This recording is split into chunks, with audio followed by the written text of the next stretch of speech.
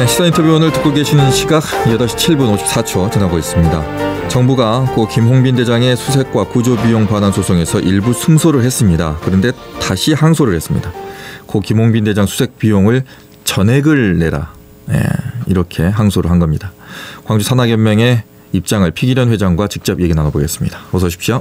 네, 안녕하세요. 네, 벌써 김홍빈 대장님이 이제 떠난 지가 벌써 2년이 됐습니다. 네. 예. 최근에 2주기 추념식 있었죠? 네네. 예, 어땠습니까? 관련된 내용을 좀 말씀해 주시죠. 네, 말씀하신 내용대로 지난 7월 15일 날 김홍빈 대장 정신을 좀 기르고 추념하기 위해서 김홍빈 대장 2주기와 출판 기념회가 있었습니다. 그때 김홍빈 대장과 함께했던 산악 선후배들 그리고 그동안 도움을 주셨던 많은 분들이 참석하셔서 김홍빈 대장에 대한 이야기를 많이 나눴고, 그러니까 출판 내용 부분에 있어서는 김홍빈 대장이 그동안 살아왔던 그 길, 또 7대륙 최고봉과 히말라야 14자 성공에 대한 그런 스토리를 그동안에 기록되었던 내용들을 총 정리해서 김홍빈 대장이 썼던 그 산악일지, 일기, 또 인터뷰 내용, 또 산악인들과 함께 나눴던 그런 대화들을 다 기록으로 정리되었던 내용을 잘 정리해서 이번에 김홍빈 희망을 오르다라고 하는 제목으로 출간을 하게 되었습니다. 네. 이 김홍빈 대장님이 장애인 산악인 최초로 지금 이 7대륙 최고봉 다 올랐고 히말라야 8,000m급 14좌 완등한 게 이게 기록이잖아요. 네네. 네. 이렇게 하기가 너무 힘들지 않을까? 왜냐하면 지금 다들 아시겠지만 손가락이 좀 불편하셨거든요. 네. 근데 그러면 이 위험한 곳으로 오를 때는 지팡이를 짚든 아니면 이렇게 로프를 잡고 올라가든 많이 힘들었을 텐데 그걸 옆에서 보시면서 어떻게 이겨나가는 모습도 보셨을 텐데. 네, 가장 산을 등반하다 보면은 네. 얼음이 나옵니다. 네. 얼음이 나오게는 우리 일반인들은 피켓을 찍고 올라가는데 네. 김홍빈 대장 같은 경우는 손가락이었기 때문에 잡을 수 없습니다. 그래서 김홍빈 대장이 사용할 수 있는 맞춤형 그 피켓을 제작을 했습니다. 그래서 네. 그 내용을 사용했고, 그러니까 더 중요한 것은 로프를 잡아야 되는데 로프를 잡을 수 없는 그런 또 내용이 있습니다. 그렇죠. 로프를 잡고 갈 수 있는 내용이 또 주마라고 하는 그런 장비입니다. 주마도 김홍빈 대장 손목에 착용해서 그 통과시켜서 잡고 갈 수 있는 그런 역할을 하는 그런 장비 2개를 제작을 해서 사용을 했습니다. 그래서 14자 하는데 14자를 할 수 있지 않았냐 이런 생각을 해봅니다. 네, 그렇게 해서 이제 우리나라의 세계적인 기록을 가지게 됐고 네. 9기를 또 선양하게 됐습니다. 피기련 회장께서 보시기에 돌아가신 김홍빈 대장님은 왜 그렇게 산을 그렇게 찾았을까요?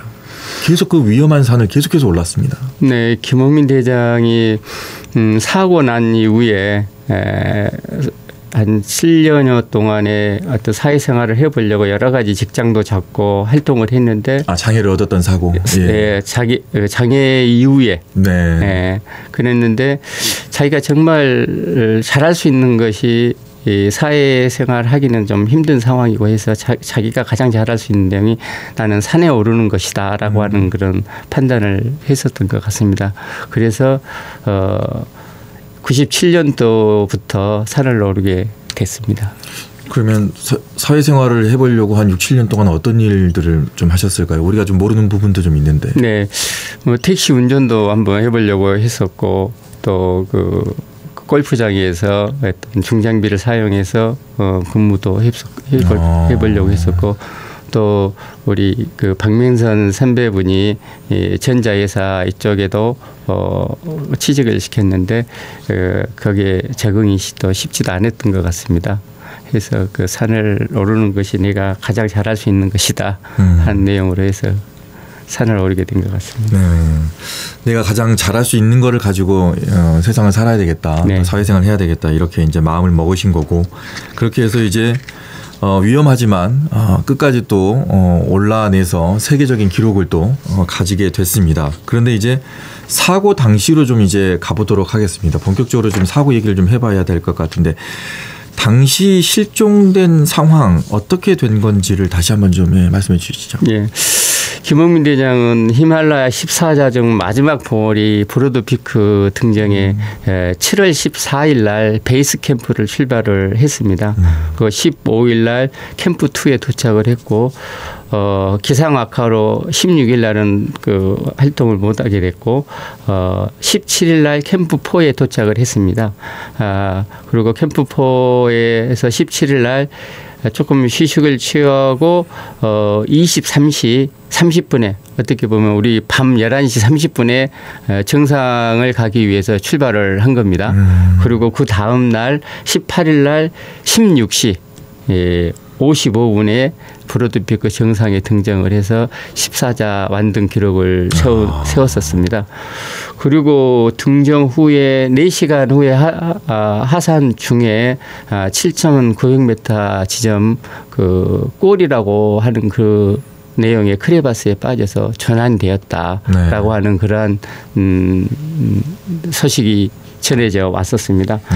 그리고 그 전환당한 7시간 또 후에 김홍민 대장이 우리 국내로 위성 전화가 온 겁니다. 내가 지금 이 꼴에서 밤을 새웠다.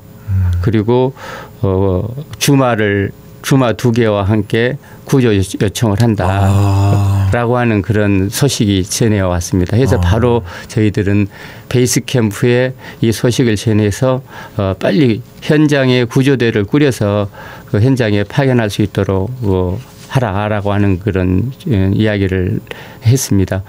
그리고 현장에서는 그 김홍민 대장의 그 전환 소식을 듣고 구조대를 꾸려서 11시에 현장에 도착을 했습니다. 네. 해서 거기에 구조 대원으로는 러시아 대원인 라조라고 하는 그 대원과 우리 원정대의 하이포터 2명이 함께 3명이 그 현장에 가서 라조가 아래를 보니까 김홍민 대장이 손을 흔들고 해서 서로 손을 흔들고 라조 대원이 로프로 해서 그 40m 아래에 있는 김홍민 대장한테 갔습니다. 40m 크레바스 그러니까 그 틈으로 40m 아래까지 추락을 한 거예요? 아니요. 김홍민 대장은 추락한 내용이 아니고 그쪽으로 그러니까 그 바위였습니다. 하산할 때는 바위 밤이어서 잘 보이지 않아서 로프가 글로 깔려져 있으니까 로프를 잡고 김홍민 대장이 글로 내려간 겁니다. 내려간 거였어요. 내려가서 오를 수 없는 그런 상황이 돼버린 거죠. 그래서 그 40m 아래에 있어서 오고 가도 못하는 그런 상황이었죠. 그래서 라조가 40m 지점을 내려가서 물도 주고 대화를 나눠서 안정을 시켰습니다. 그리고 김홍민 대장이 정말 또 나를 이렇게 구조해서 해줘서 감사하다라고 그런 대화까지 나누고 그러니까 구조 활동을 시작을 했죠. 근데 그 도착한 한 11시에 도착하고 13시 30분에 그러니까 저희 한국에 구조하다가 추락했다라고 하는 그런 소식이 전해왔습니다. 그러니까 줄을 타고 내려가다가 어느 지점까지 내려가 있는 상황에서 여기가 아니구나 해서 구조 신청을 했는데 구조대가 왔어요. 근데 그 상황에서 구조를 하려고 하다가 그때 추락이 지금 그 구조 당시 대원인 라조하고 인터뷰를 한데 그 위에 인터뷰를 저희들이 했죠. 라조는 그렇게 하고 나서 자의를 여러 가지 그 8mm 얇은 그 우리나라의 저 줄이 있습니다. 그걸 가지고 많이 등반을 하는데 그 줄을 60m 정도 풀어서 이 줄을 가지고 올라올 수 있도록 그런 작업들을 한 거죠. 그래서 한 10m 정도 올라다가 끌어올렸습니다. 끌어올리다가 그 김홍민 대장이 좀 이상한 그런 내용이 있어서 그 라조 대원이 김웅민 대장한테 뭔 일이냐고 하면서 하니까 라조 이야기는 그 아까 이야기한 주마 네. 그 내용을 어떻게 활용을 하려다가 그때 추락을 했다. 그런 안타까운 상황이 있었습니다. 그 추락 이후에는 어떻게 된 겁니까? 추락 이후에 이제 저희들은 연락이 왔죠. 그래서 외교부에서도 그 내용을 알고 또 외교부하고 저하고 계속 소통을 해왔고, 그래서 외교부의 우리 베이스 캠프에서 외교부나 우리 시연맹의 이 구조 요청, 이게 그때 당시 때 구조 요청 내용은 이게 헬기를 긴급 투입해서 구조하는 그 방법밖에 없었거든요. 네.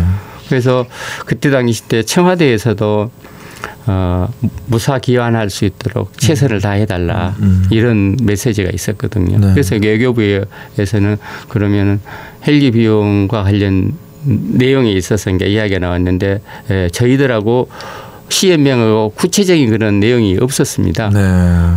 워낙 바빴으니까 그때 급박했고. 예. 그리고 그 외교부에서는 그 당시 그 파키스탄 영사관들도 그 현지에 파견되어 있는 상황이고 그 영사관들하고 계속 소통을 했고, 그래서 구조 헬기를 띄우는 그런 내용으로 이제 됐었고, 지금 1심 내용에서는 좀 우리 연맹에서 구조 비용에 대한 보증을 한 거 아니냐 이런 내용까지 이제 이야기를 하고 좀 이따가 좀 또 네. 이야기 자세히 드리겠습니다. 예. 자, 이제 상황이 급박해지다 보니까 이제 헬기가 투입돼야 되고 인원이 이제 보강이 돼야 되고, 또 그 상황에서 이제 외교부도 상황상 이제 그때 정확하게 이제 소위 말하는 이제 뭐 계약을 한다거나 사인을 한다거나 이런 상황 아니었던 것 같고요. 예. 급박하게 진행이 되니까 그런 상황에서 외교부가 이번에 뭐 헬기 비용이라든가 네. 각종 비용들을 전액을 다 구상을 청구를 했어요. 네. 예, 이거는 어떻게 받아들이십니까? 사실 참 너무 국가에서 너무한 거 아니냐 싶은 그런 심정입니다. 네. 국가가 국민의 생명과 안전을 지키는 것이 의무 아니겠습니까? 네. 그런데 또 김웅민 대장 같은 경우는 어떤 개인 영달이 아니라 개인 명예를 위해서 간 것이 아니라 국위선양, 또 장애인이나 청소년들에게 희망을 주기 위해서 갔던 그런 내용인데, 그리고 또 김웅민 대장 같은 경우는 그 14자 그 업적이 인정이 돼서 체육훈장, 청룡장도 추서하고, 네. 또 2021년도 대한민국 스포츠 영웅으로도 선정이 됐습니다. 네. 스포츠 영웅은 누가 주는 것이 아니고 국민들이 이 후보들 중에서 가장 스포츠 영웅으로 될 만한 사람이 어떤 사람이냐 해서 투표에 의해서 선정된 그런 내용입니다. 네. 자, 그런 상황인데 이제 전체 구상권을 청구를 했습니다. 그리고 또 하나는 아까 이제 보증 얘기를 하셨는데, 실종 당시에 산하연맹에다가 정부가 구조 비용에 대한 보증부터 해라 이렇게 얘기를 했습니까? 아니, 그런 내용은 없었습니다. 그런 내용 없었고요. 예. 그리고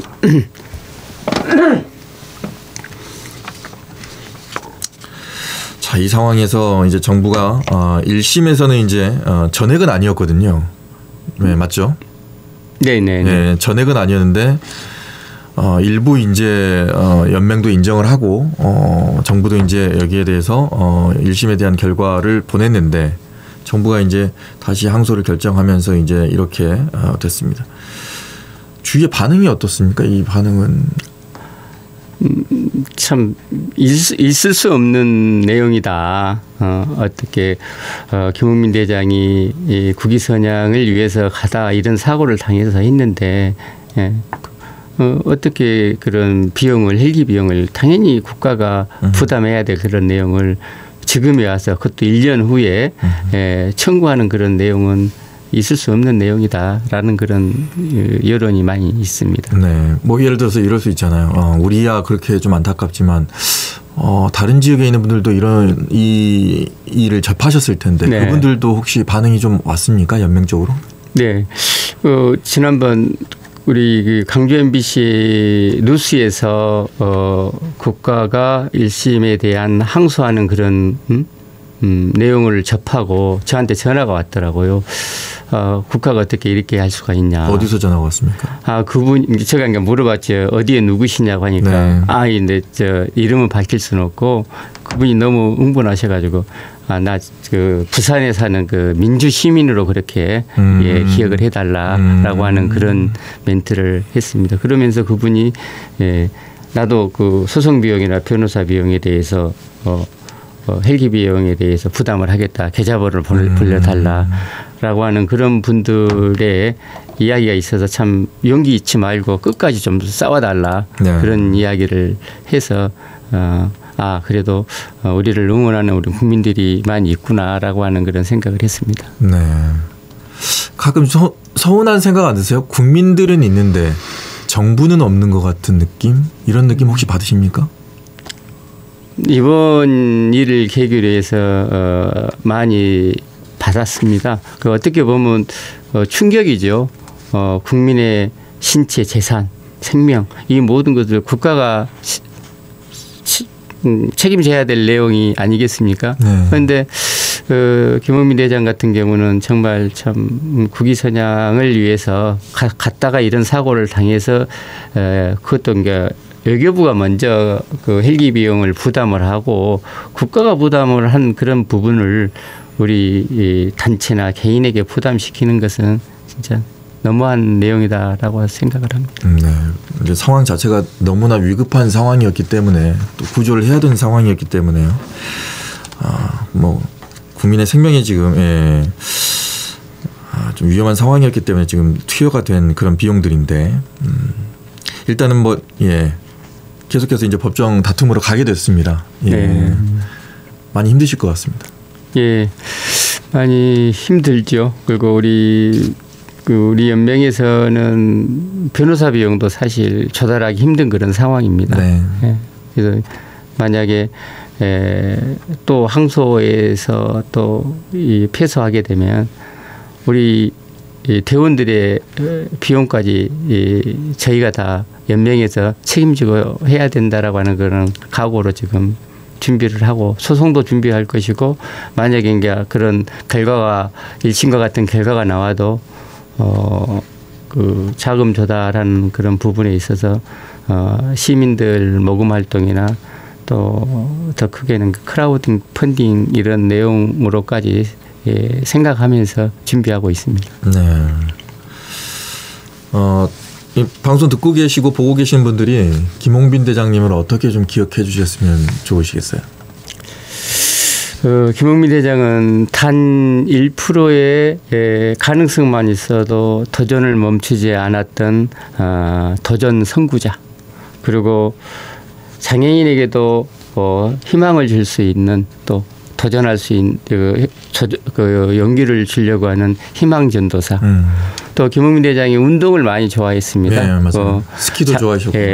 장애인 스키 국가대표 선수도 하고. 그것도 도전했잖아요. 예. 네. 그리고 스케이팅 선수도 하고 또 사이클 선수도 있습니다. 그러니까 이런 선수 활동을 하고 브로드피크 마지막 남겨놓고는 체력 훈련하는 내용으로 배드민턴을 시작을 했었습니다. 배드민턴은 손목으로 운동을 하는 건데 팔에 묶어서 배드민턴 라켓을 팔에 묶어서 운동한 그런 내용으로 있어서 우리 김홍민 대장은 영원한 스포츠 영웅이다라고 기억하고 싶습니다. 예, 많은 분들이 또 그렇게 기억을 해 주셨으면 하는 바람까지도 말씀해 주셨습니다. 일단은 힘든 시간이 기다려질 것 같습니다. 싸움도 있을 것 같은데 주위에 또 이 방송을 듣고 보시는 분들이 또 응원을 많이 해 주시지 않을까라는 생각을 합니다. 많이 견뎌내시길 바라겠습니다. 예, 말씀 고맙습니다. 네, 감사합니다. 네, 지금까지 광주산학연맹의 피기련 회장과 함께했습니다. 언제 어디서나 내 손 안의 뉴스. 광주 MBC 뉴스 유튜브 구독으로 함께하세요.